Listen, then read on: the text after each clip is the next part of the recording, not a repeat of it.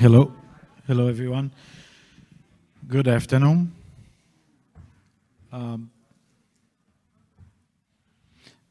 We would like to start the next session, which is biomarkers, genomics, and adjuvant therapy in localized prostate cancer.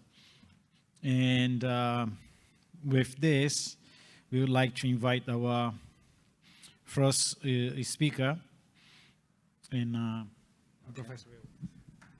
Our first speaker, I have the honor to introduce Associate Professor Marin Cha, who is the head of head and neck.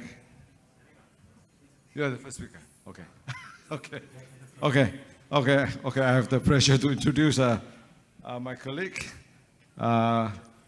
Jack, who doesn't need further introductions, the organizer for this conference.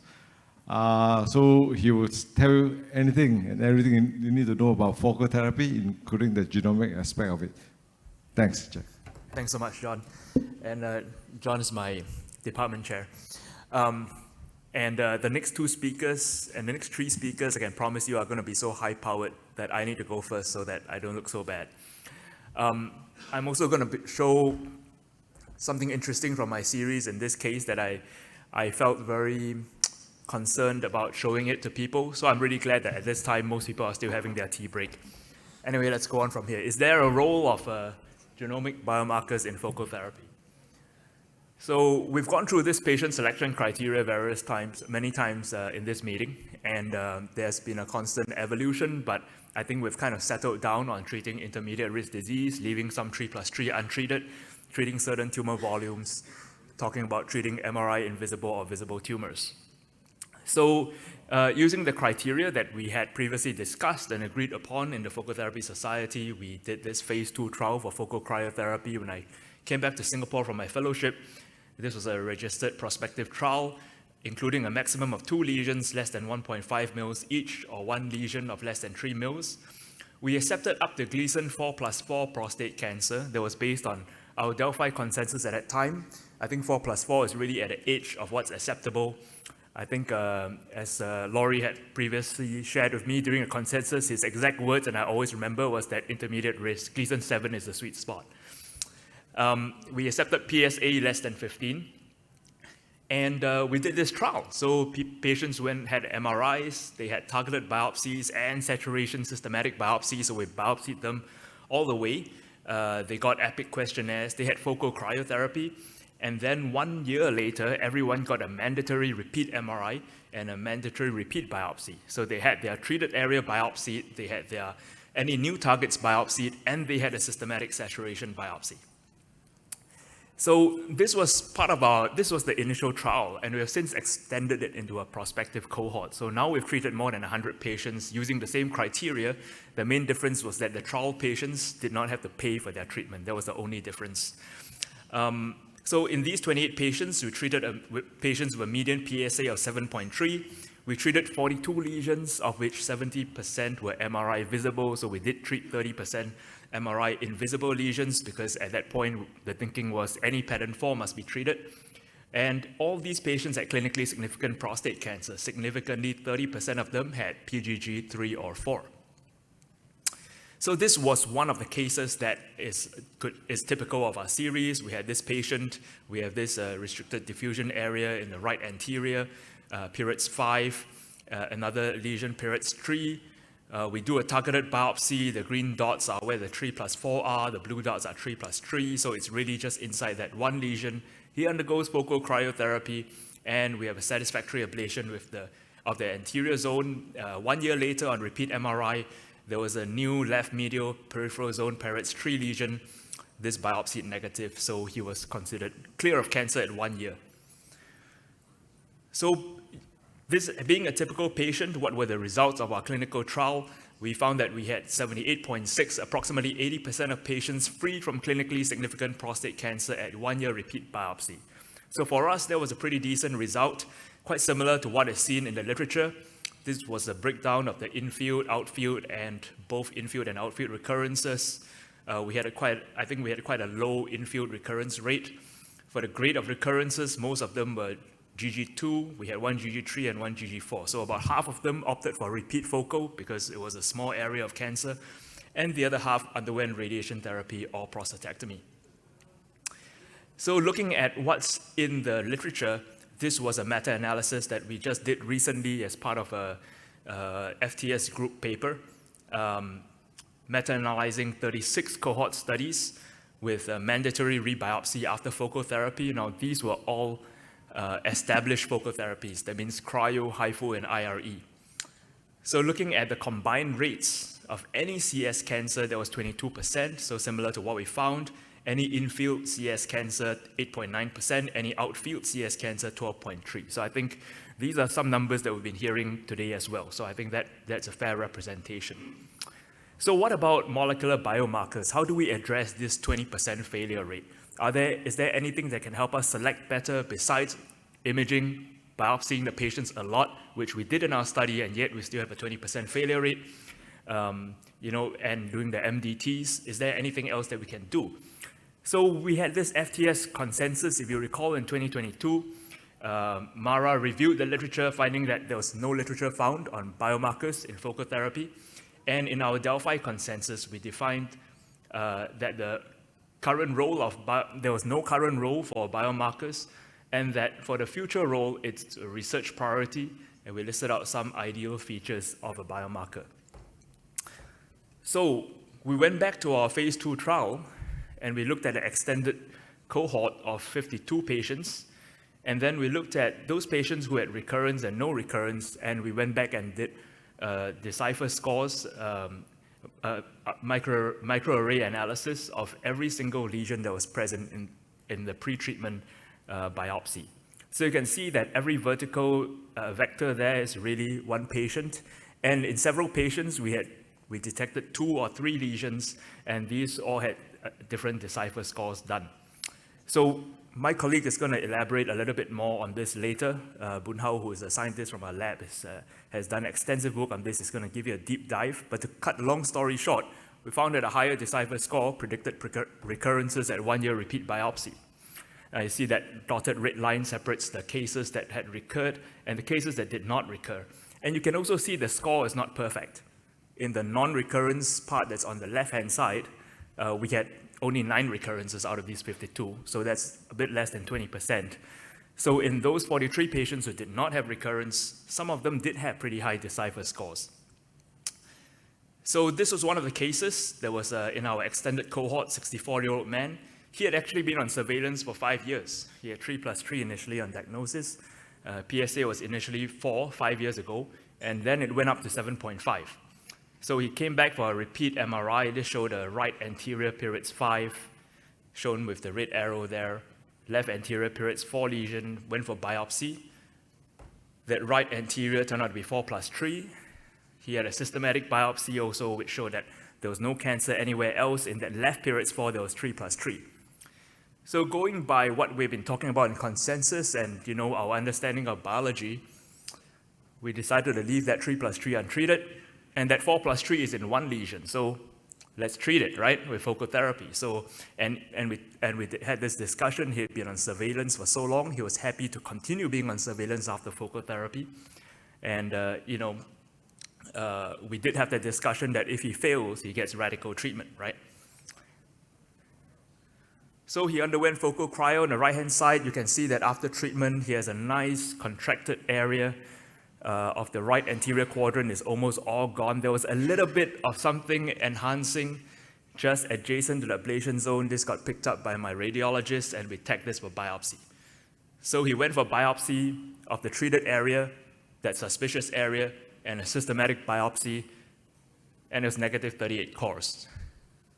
So this was the only patient in my series that came back after 6 months because everyone after their first year rebiopsy, we are clear. I told them you come back for 6 monthly PSAs, and you get an MRI 2 years after that, and you get an MRI 2 yearly thereafter for the rest of your life.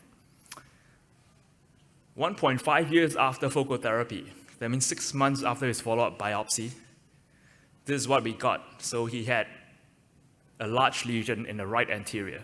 It's like it grew back. It's like I didn't treat it. and he has a left anterior lesion, and he has a lesion at the base of his penis, at the prostate apex with EPE. And you can see that his PSA came up to 17, which is why he had this repeat MRI. This was 6 months after a negative biopsy of 38 cores with a clean MRI scan. Biopsy was Gleason 4+4 with a PSMA PET, and his obturator nodes positive. So this guy is going on ADT, getting radiation therapy. So I look back and how can this be? So you see that guy that is actually in that no recurrence group, this guy had the highest Decipher score of the entire cohort, 0.98. So I think there is a role for genetic markers in prostate cancer, and maybe I don't find it at a 1-year repeat biopsy, but a longer follow-up, perhaps it does predict failure further out. So I think the jury is out on that, and we're gonna talk more about this. There's also another study put out by Duke. So since that consensus in 2022, I think we do have some more evidence now. We had our transcriptomic study, and at Duke with Sriram and colleagues have looked at a genome prostatic score in patients undergoing FT, 81 patients, looking at failure-free survival, finding also that a higher GPS score, can in pre-FT biopsy tissue is associated with increased risk of failure. So is there a role for genomic biomarkers in FT? I think there's some emerging evidence. I think future assessment of prostate cancer perhaps will involve not just radiology and pathology, but also genomics. And perhaps this would extend beyond focal therapy to help us choose patients better for AS or radical therapy. And of course, we need further prospective validation on this. So this is the end of my talk. And just as a setup for the rest of my colleagues, Dr. Marin Cha, who is my transcriptomic research mentor, and Dr. Boon Hao, who is from our lab. Thanks so much.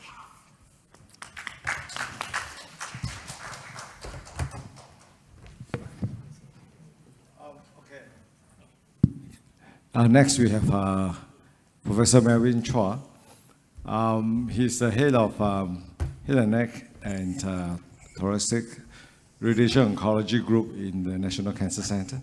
He also has a large practice on GU cancer as well, with a special interest on the genomic prognostications for prostate cancer. Marin, please, thanks. Thanks a lot, John, and the organizing committee for inviting me.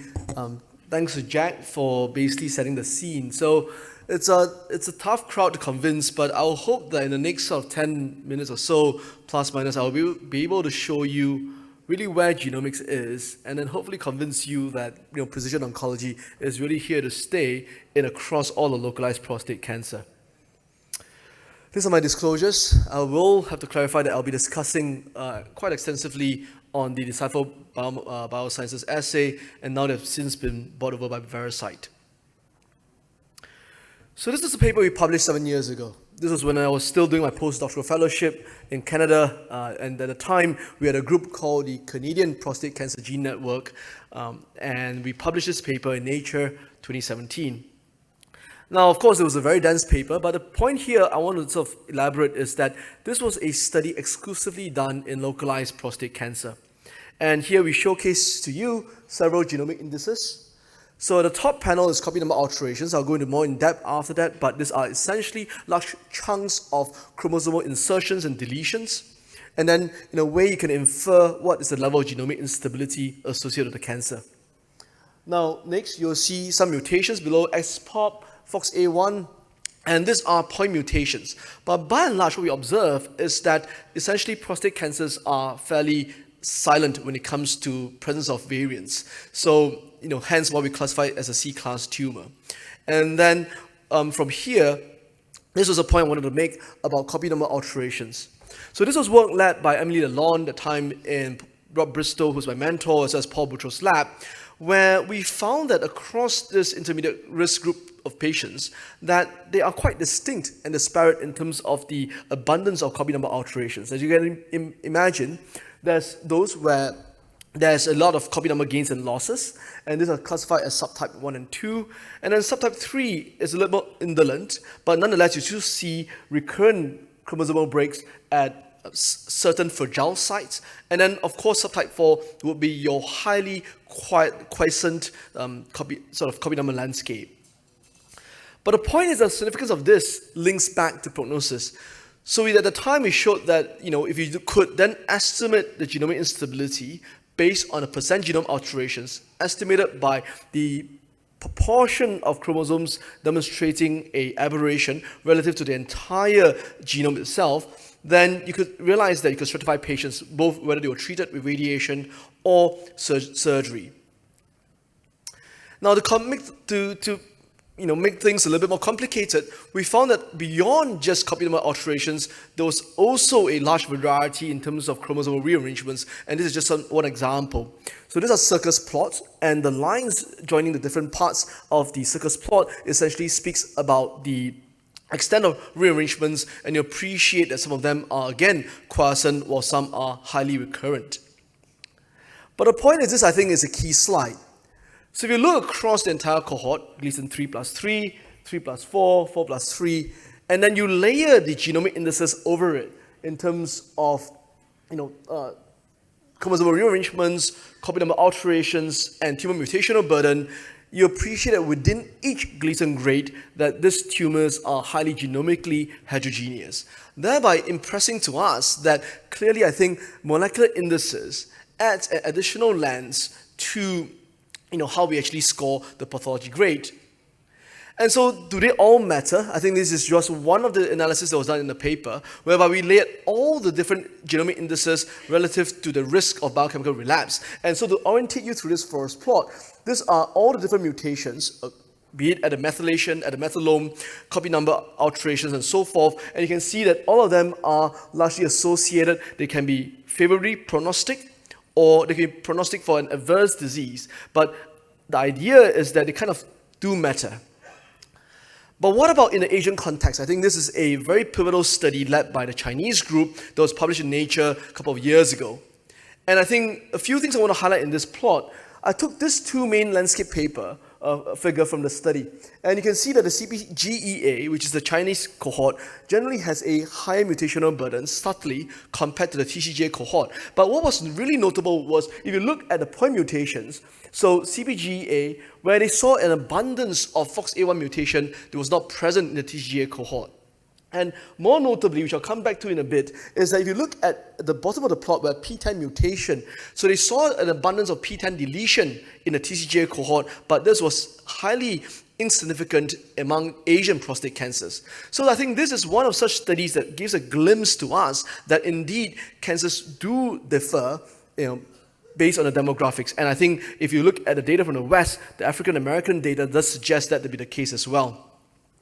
So this allows me to then pivot into Decipher. I won't go into the much detail here, but I think we are beginning to see a lot of this assay, the data of this assay being published. Now, there's a lot more data generated from the West, much less from the East, but the idea is that this is a prognostic assay for lethal disease. And in using this assay, they essentially have three cutoffs: less than 0.45, 0.45 to 0.6, and then more than 0.6. And largely, we all acknowledge that more than 0.6 indicates high-risk disease.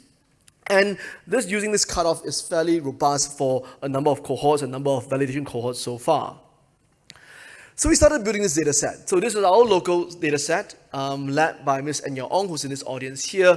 And for the last 7 years, we have been essentially prospectively recruiting patients in our clinic, where then we collect all the clinical indices, and this is a largely radiation-based cohort. So as you imagine, majority of patients were either unfavorable, intermediate, or high-risk disease.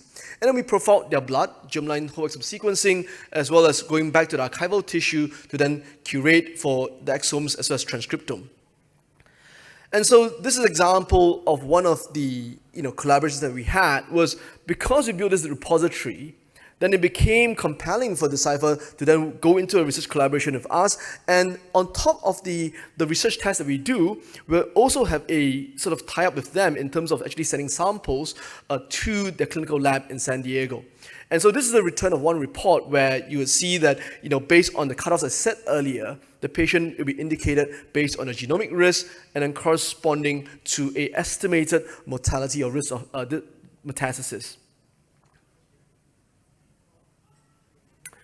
And then at the same time, because of the large database they've created, they're then able to then place your patient based on the respective NCCN risk group. And so for this patient of mine who essentially have favorable intermediate risk disease, then is indicated as considered a high risk. So we went back to look at our data set, about 200 patients that we have done. And what is impressive to you, if you look at the alluvial plot on your right, is that clearly, despite the NCCN risk group, you can risk stratify patients for the different genomic risks. Now, we acknowledge that for the majority of patients with low-risk disease, then majority of these patients, as you imagine, would have a genomic risk score that's low. But what is really fascinating is that among the unfavorable intermediate and the high-risk disease, that's where you see that molecularly, they're highly heterogeneous. And this allows you an opportunity to re-stratify these patients. For example, for patients with unfavorable intermediate, then if their genomic risk score is low, perhaps just single modality radiation or surgery is sufficient. Whereas for patients who are high risk, high genomic risk, then clearly these are the patients we need to think about systemic intensification. And so you could ask me, does this check out in our local cohort? I'm very pleased to say that this is a cohort of patients treated with radiotherapy alone. And you can see that compellingly, genomic, if they are deciphered low or intermediate, then their risk of biochemical relapse is next to nothing. But impressively, among the genomic high-risk patients, you acknowledge that, in fact, these patients recur quickly within 3 years post-treatment. If you think about the natural history of intermediate risk disease, this is compelling because we always tell patients that the likelihood of dying from this disease is next to nothing. And so if we look even further at a more impressive surrogate endpoint of metastasis-free survival, this checks out as well. So I think this piece of data, when we saw it, gave us a lot of reassurance that number one, it validates in our local population, but at the same time, I think it helps us think about how do we intensify patients who are at risk of distant metastasis. And so to go a bit further, I think apart from just having a prognostic test, you also get a whole suite of molecular signatures along with the report, and this is just one of such example. They call it GRID by sense of some big data intelligence, and I want to focus on a few signatures here that I've highlighted, which is the PAM50 and the Decipher molecular signature.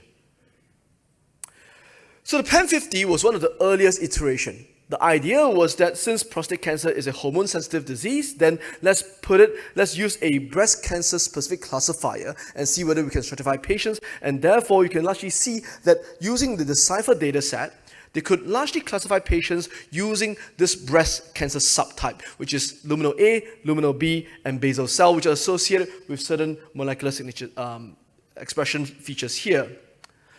But the point was that it's associated with outcomes. So luminal B, which is often associated with high proliferative signals, tend to do worse. Now, it would seem that there's also predictive probability with this signature as well, that if you're luminal B, perhaps because your cancer is driven by a very hyperactive AR signaling axis, that then perhaps this may predict for patients who respond to ADT, as shown in the paper. Whereas if you're luminal A or basal, then this might not be so effective in terms of the use of ADT alone. Now, since then, together with Decipher, we have went forward to then develop a prostate cancer specific classifier, and we call this a PSC. So this is based on 100,000 molecular data set. And here we propose a new novel classifier called PSC, whereby we divide patients into 4 subtypes. Luminal differentiated, which is equivalent to your luminal A. Luminal proliferating, which has harbor features similar to luminal B. And then beyond just the basal subtype alone, we call them basal immune and basal neuroendocrine. So just to bring you through quickly, if you look at basal luminal proliferating, the LP subtype, these are tumors, as I alluded to, that highly express cell cycle proliferation pathways, and then which is similar to your basal neuroendocrine. But if you look at the basal neuroendocrine, these tumors also show a high immune suppressive signal, whereas for the basal immune, they are in fact low in cell cycle proliferating, but high in immune signatures. So again, going against the dogma that prostate tumors are immune desert. But the point is that this is what I shared earlier, but the point is that this is also prognostic. So as you imagine, the luminal proliferating and the basal immune tend to do worse, whereas the basal neuroendocrine, which seems to be a smaller subset, so this may not be representative, but the point is that luminal differentiated far outperforms the other 2 subtypes. So how does this relate to the Asian data set? So it's intriguing that the first thing that we saw, and I'll show you data again why this is important, that among the East Asian patients, we observe a higher proportion of tumors that show an average to low AR activity in contrast to the Western cohort. Now, I want to also clarify that the North American data set here is based on a 100,000 data set for which we actually match to both the tumor age as well as for Gleason risk factors. So this is a case control match cohort, and despite that, we see that a high proportion of low AR activity tumors in the Asian subtype. And what is also impressive is that there was a higher proportion of luminal proliferating among our Asian cohort of tumors, which is case matched to the grid cohort, as well as a substantially higher proportion of basal neuroendocrine. Now, if you look at we did a subset analysis when we looked at this near trial cohort, which is patients treated with neoadjuvant apalutamide. I think this is important because just to bring attention to the AR activity here, you appreciate that intuitively a high AR activity score will be linked to a response to neoadjuvant apalutamide. And so in our cohort of patients, if indeed your tumors are low AR activity expressing, then really I think we need to rethink about the strategies you are using for treatment of patients in our data set. And then finally, I think this is the most, perhaps again, an intriguing thing that we saw was that it would seem that the majority of Asian tumors are more immune suppressive contrast to the Western cohort. And here we're looking at a few signatures, looking at activated CD8, Tregs, as well as PDL2. So with that, I'll end, and this will be a nice segue to the next talk you'll hear about. I think the point is that precision oncology really is the next frontier if we think about precise clinical stratification for localized prostate cancer. There are several tests out there. Decipher is just one of them. But I think what is impressive from our cohort, our data set, is that there are race-specific differences that we do need to look into when it comes to thinking about going forward. I think it clearly helps us think about how do we individualize treatment, and I think clearly we need to have different pathways for different subsets. And with that, thank you.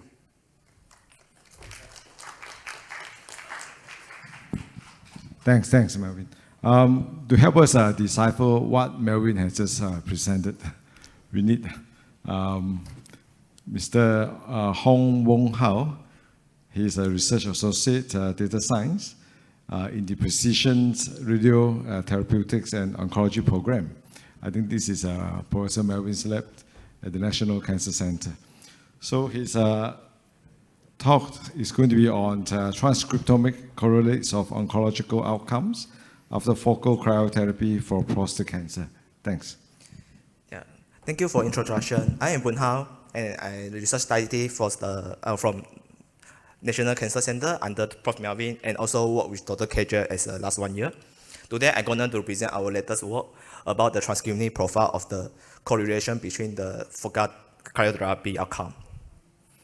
So, as we know, focal therapy is target only the cancer area, and then there is priority to preserve the quality of life for our patients. However, despite some strict selection based on the clinical parameter and imaging parameter, the CSPCA recurrence will still occur is around 20% for our patient after FT. To reduce this 20%, like what Dr. Melvin and Dr. KJ mentioned, we need to consider other factors for selecting the patient beyond the clinical parameter and advanced imaging parameter to select the patient for FT. Therefore, however, currently there is no evidence supporting the use for any biomarker at this molecular level, especially for transcriptomy level, to select the patient for FT. Therefore, in this study, we present the association between the transcriptomic profile of the limited volume PCA and their post-FT failure events. For this analysis, we authorized the patient recruit in the phase 2 trial that led by Dr. KJ and published on the last year, and a property recruitment cohort that applied the same criteria as Dr. KJ mentioned just now. A total of 86 patients was screened, and then only 65 patients fulfilled the criteria and underwent FCT. The representative call for each identified region in this patient were profiled by using the Decipher profiling platform that mentioned by Dr. Melvin just now.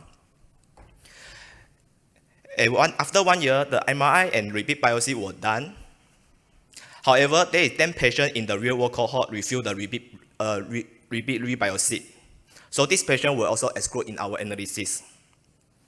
After excluding the sample which QC failed for the profiling, total 25 patients from the trial cohort and 27 patients from the real-world cohort are included in our analysis. And 9 patients have the CSPCA recurrence at 1 year post-FT from both cohorts.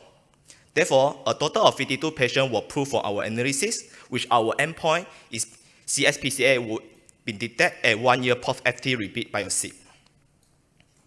So this is the characteristic for our patient and region. A total of 83 regions were profiled from these 83 for these 52 patients. All parameters were comparable between 2 cohorts, and the only difference is the patient in the real-world cohort was slightly younger than the patient in trial cohort. Therefore, out of these 52 patients, 25 patients have a multifocal PCA.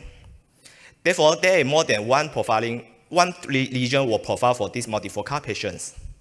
In multifocal patients, 92% of the higher GC score were found in the lesion with the higher GG, which supporting the clinical practice for decipher GC and also the approach for us to submit only the biopsy core with the higher GG and the longer length of the testing. Overall, we observed that the GC score were correlated with both grade group and also our pirate score, which indicate that our transcriptomic profile actually is also well correlated with the radiological parameter and also histopathological. Next, we ask, in radiological, pathological, and transcriptomic profile, which of them are more associated with 1 year post-FT failure? To analyze the association of GG, PIRES, and also GC score with 1 year endpoint, 1 year FT failure endpoint, we perform a patient-level analysis by selecting the higher GC, higher GG, and also higher PIRES score for each patient that have the multifocal PCA. Based on this, we did not observe any clear association between grade group and PIRES by selecting the highest with the 1 year CS recurrence. However, as shown by Dr. KJ just now, the higher GC score found in the patient in recurrent. We then use the defined cutoff that mentioned by Dr. Melvin just now to stratify our patient into the GC risk group. So based on this diagram, you can see that only 1 out of 25 patients who classify as a GC low risk group have the CSPS recurrence after 1 year. We're also using logistic regression to further confirm our result. And then based on all of the parameters, only GC score is significantly associated with the CS recurrence. And then even after we adjusting for GG, given that GG is correlated to the GC. Therefore, until this point, this finding led us to ask, aside for our GC score, is it any other transcriptomic signature are also associated to the focal therapy failure? We further explore other signature, like using all our 83 regions, by compare the difference between the region from the nice region from the nice CSPS, nice recurrence patient versus those lesions in the patient who don't have any recurrence. Given the finding in our previous work presented by Dr. Melvin just now, we first examined the Lumina basal signature by using the PAM50 and also the PSC.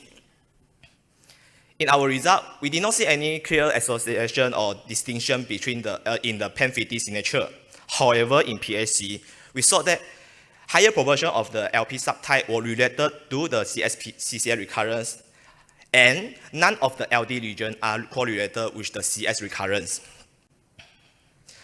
In terms of the tumor immune and micron signature presented by Dr. Melvin just now, but however, in our FT, regarding the failure or no failure, we did not see any clear association between them. In cancer hallmark signature, we do found that the patient who have the higher DNA repair pathway score are associated with the CS recurrence. Actually, this is like quite of the reasonable, because given that the tumor with the higher DNA repair maybe have the greater repair efficacy, so lead to the resistance to the treatment itself. This is a very short presentation, so there is some key limitation for our study I wish to stress to everyone. As mentioned earlier, our cohort size is limited, which only 9 event failure. So which means our study is definitely need to validate in larger cohort and also external cohort validation. Second, although we observed a clear cutoff for our GC score, However, the predefined GC cutoff may still need to sub-optimize for our limited volume PCA clinical significant prostate cancer to improve its use for our FT scenario. However, despite this limitation, this is the first correlative study that we identified the molecular predictor in transcriptomic profile for FT outcome that conducted by using a property enrolled cohort that using a strict eligibility criteria and also surveillance protocol that led by Dr. Kajek. Therefore, here are some key takeaways from my presentation and our work that I wish to share to everyone. Like what Dr. Kajek mentioned earlier, the GC score is very significant associated with the odds of the CS recurrence at 1 year per FT. And then by using the defined cutoff, the GC low risk group demonstrates a 96% or negative predictive value to predict the patient who will not recurrence.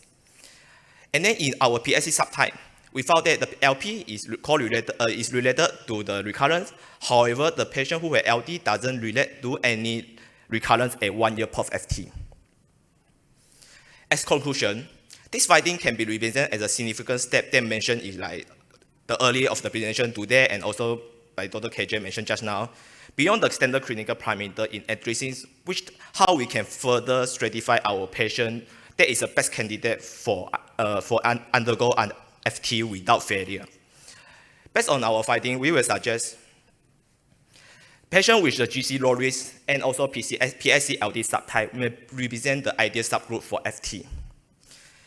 That's all from my presentation, and then this is my colleague, and also especially thank to the Dr. KJ for giving me the opportunity for presentation, and Dr. Li Yan to access all the sample that we sent for Decipher, and also for our collaborator, Dr. Eli and Mr. James for the input and the suggestion. That's all for me, thank you.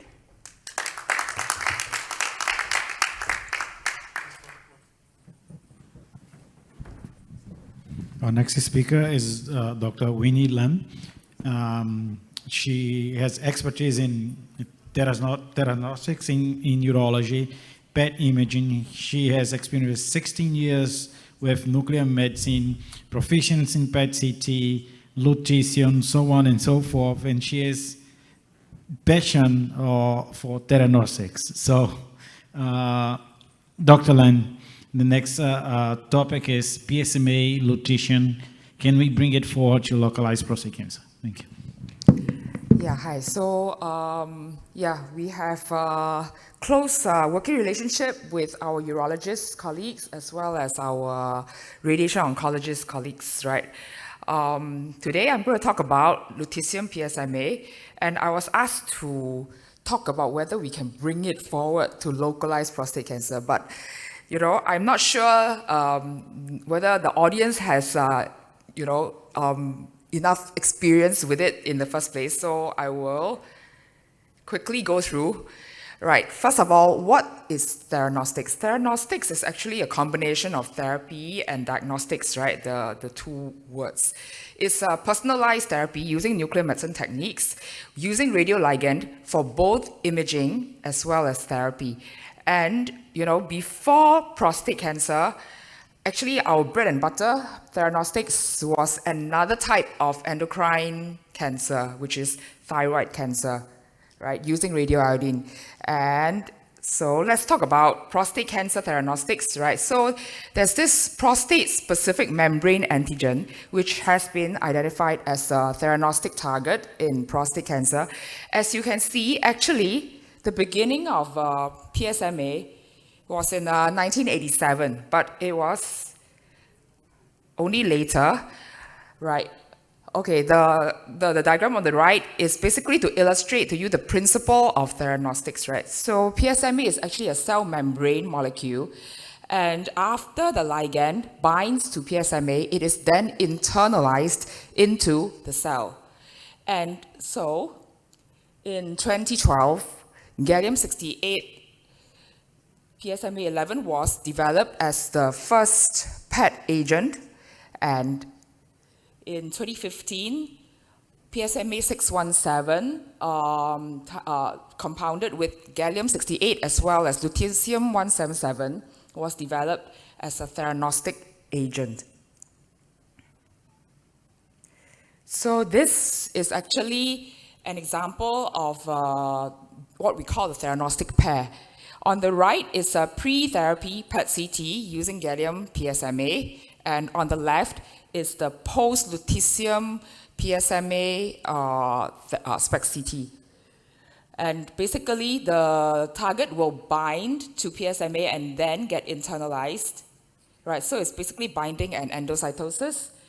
And it then gives out localized beta particle radiation, right? Because lutetium-177 is a beta emitter, and there is high tumor to normal tissue uptake, and hence it minimizes systemic exposure.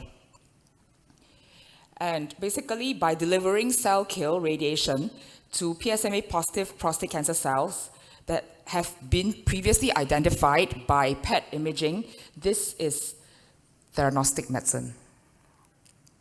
Right, so the beta radiation also has a small crossfire effect on surrounding tumor cells. Right, the beta range is in terms of millimeters.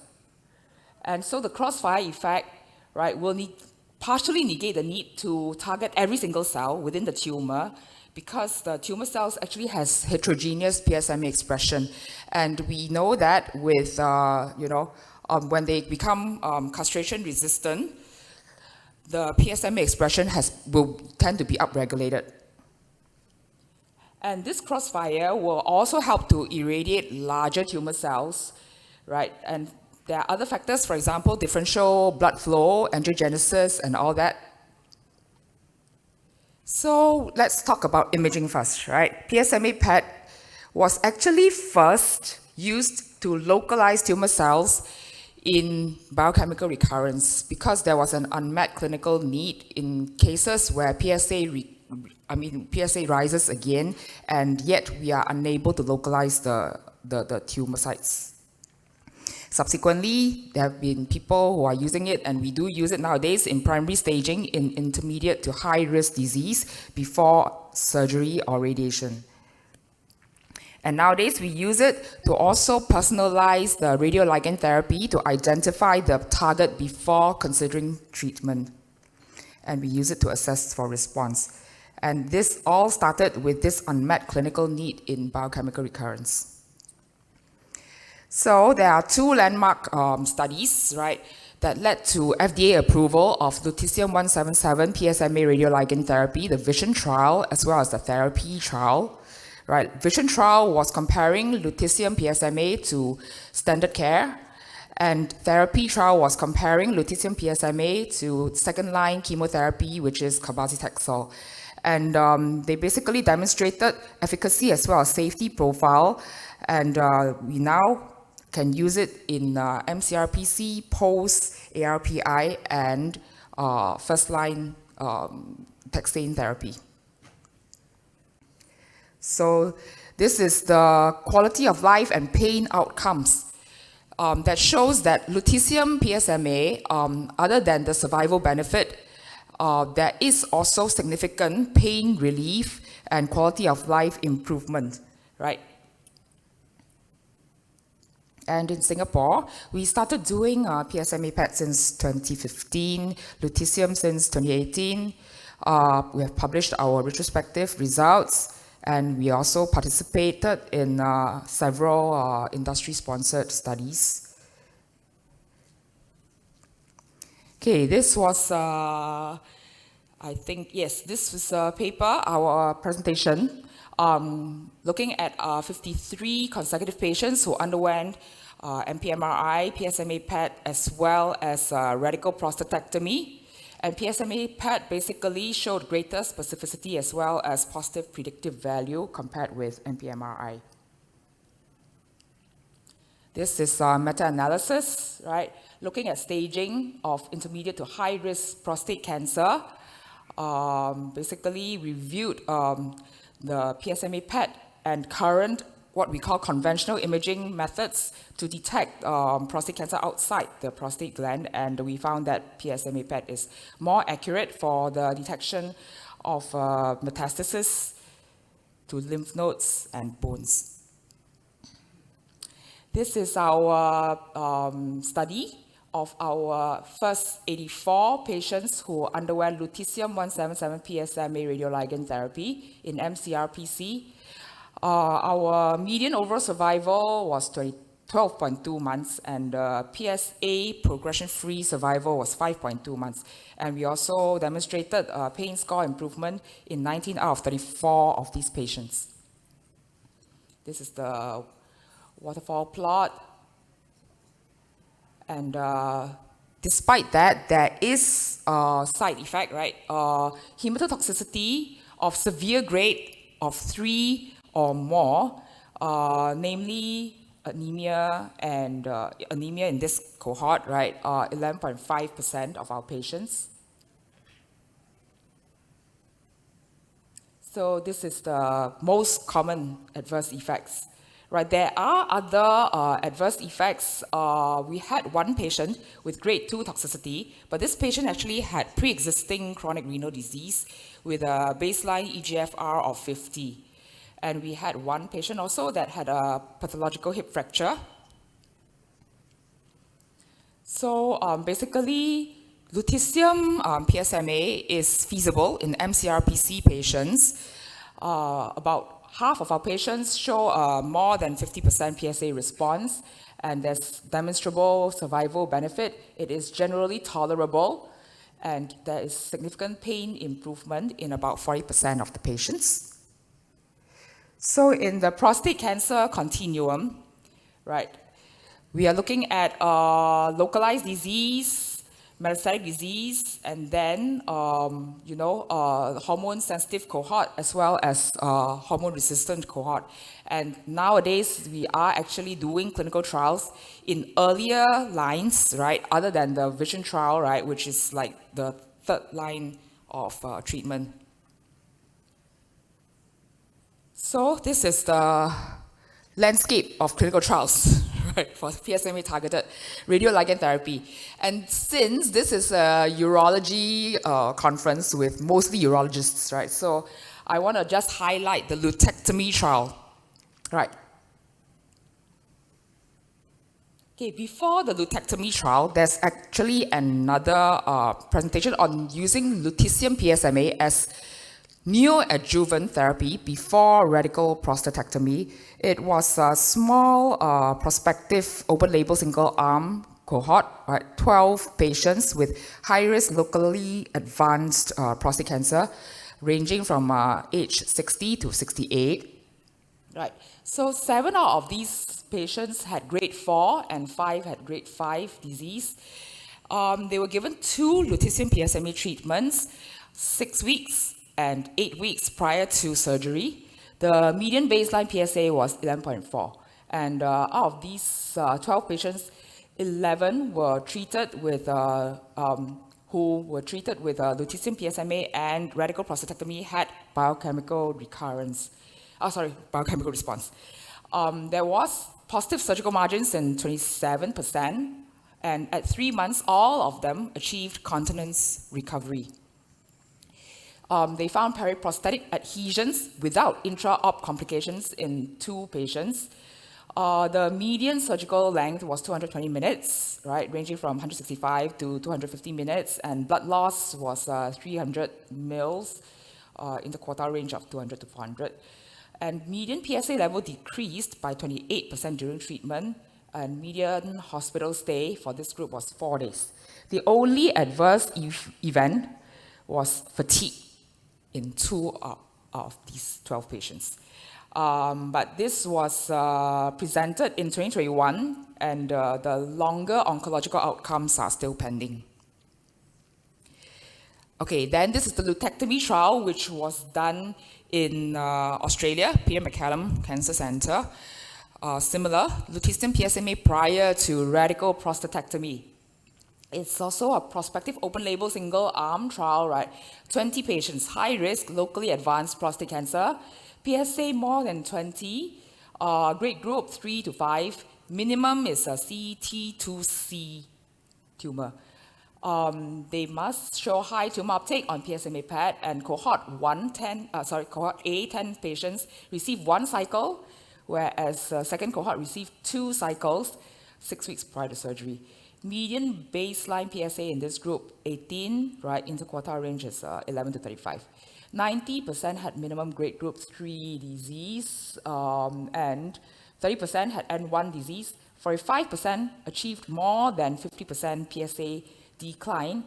Side effects, grade 1 side effects like fatigue, nausea, dry mouth, thrombocytopenia.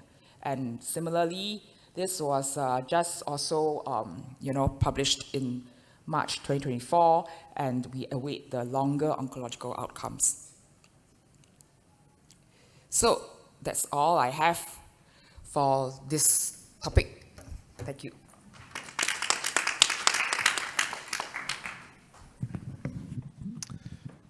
We open for questions. Any questions from the floor? Yeah, Dr. Chong Chung-Wen, Singapore General Hospital. Hi, thank you very much, everybody, for your talks. First question is to Melvin. Your gene classifier for focal therapy, is there any reason to think that this might extend to other forms of focal therapy? Would it predict for, let's say, HIFU or IRE? Is there any reason to think it would be any different? Yeah, I think this is a great question. Actually, in fact, this was something that I always discuss with KJAC. I think the first thing, I mean, to me, the fascinating viewpoint is, are all the focal therapy mechanisms the same, right? So if you saw the data, the exploratory analysis of KJAC's cohort, among the other signatures, DNA repair came through, right? So it would imply to me that at least the method that he was using, what was it? Was it cryo? So, I suppose that's lung damage, and therefore, if your tumor cells are able to repair, then potentially it might be resistant, right? But I think it's still, going further, I think one needs to then decide what is the true mechanism of action, and then perhaps, to me, the resistance can be driven by two things. I mean, my understanding of focal therapy now, having talked to KJAC for almost a year, is that there's in-field failure and out-of-field failure. I believe that out-of-field failure is largely driven by the intrinsic tumor biology. And so aluminum proliferating tumors, don't kill me for this, but I think those tumors are likely to fail out of field, and therefore we should be thinking about upfront radical therapy for them. But then I think what is also fascinating that if we do see intrinsic failures, I think that's where we really have to understand, is it just pure DNA repair mechanisms, or are there other things that the tumor microenvironment that may be at play? Yeah. Thanks. My other question is to Winnie. Thanks, very interesting talk. Do you see any abscopal effect with lutetium? Do you see non-PSMA lesions regressing after lutetium? Okay, so first of all, you need to believe in the existence of abscopal effect, right? From the radiotherapist, Melvin? Yes, that's right. Is it true? Maybe ought to ask the radiation oncologists. Yeah, so I would say that it is another biomarker, right, PSMA.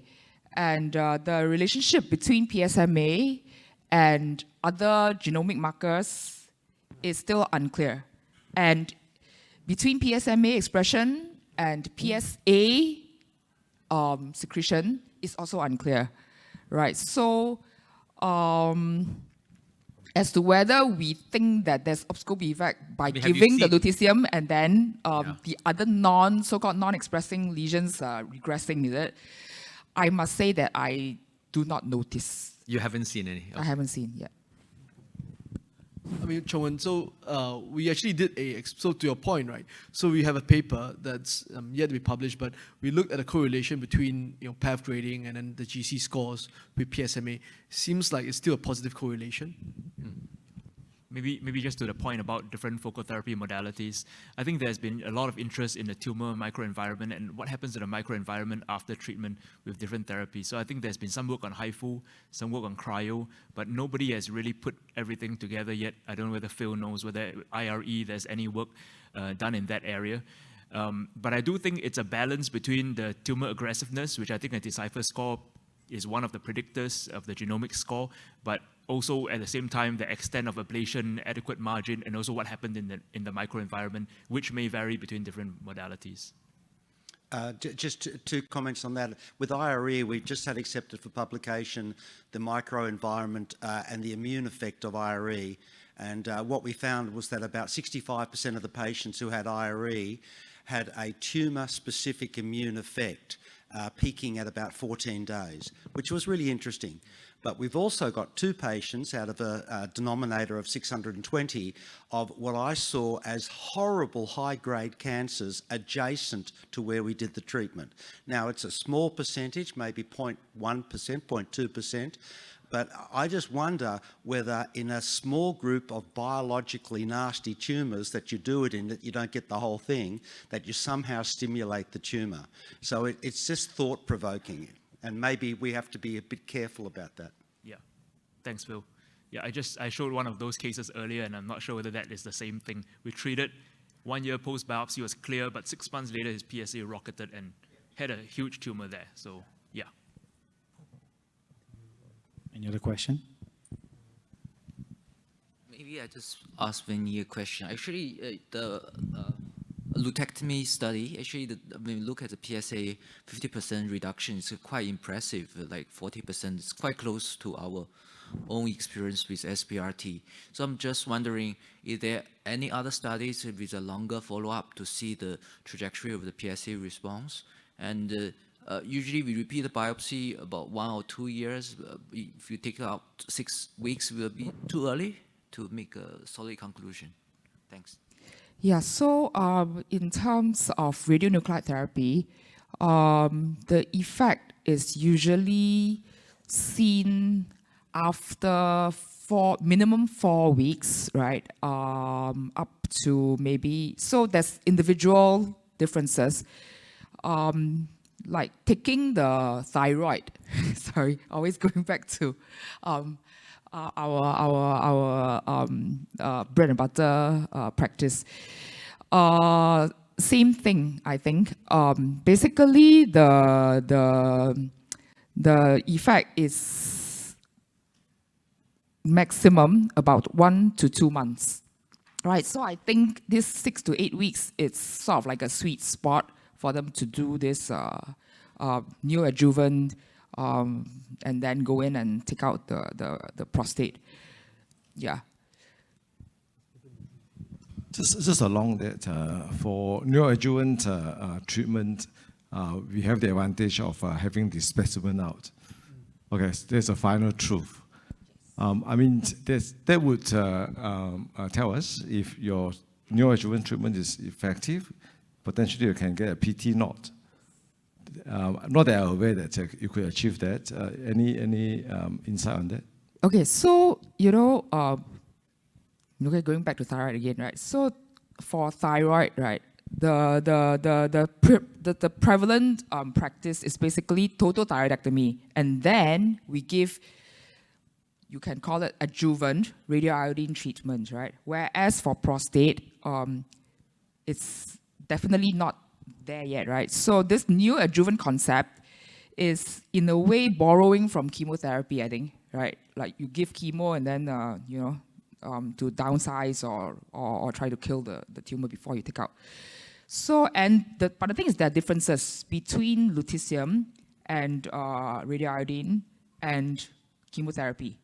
Right, so it is interesting, in fact. I mean, a lot of us are watching this space because, nowadays there are really a lot of options for prostate. Right, and so where do we, place it, right? The treatment, whether we do it neoadjuvant in the, the oligometastatic group or in the hormone-sensitive group, right, and all that. And these are questions to be answered. I mean, just a short comment that because I think with prostate tumors, right? Like we've seen as well. There was a previous work on using SBRT, so they gave neoadjuvant SBRT, then followed by just resecting it. I think it's hard. You see, the classical way of characterizing something as a PEV-CR is hard to achieve in prostate because first of all, it just dies very slowly. And then how does a pathologist call it, right? Because you may see some ablated tumor cells. And I think the experience is the same with the neoadjuvant therapies to the hormonal therapies, where they then have this novel classification of A, B, C. So I think we might need a better surrogate. So it might be imaging. Yeah, but again, I don't know whether PSA response is a good indicator. Yeah. Okay. I think we should finish, restart this next session. Thank you very much, Yes. all the speakers. Thanks. Thank you.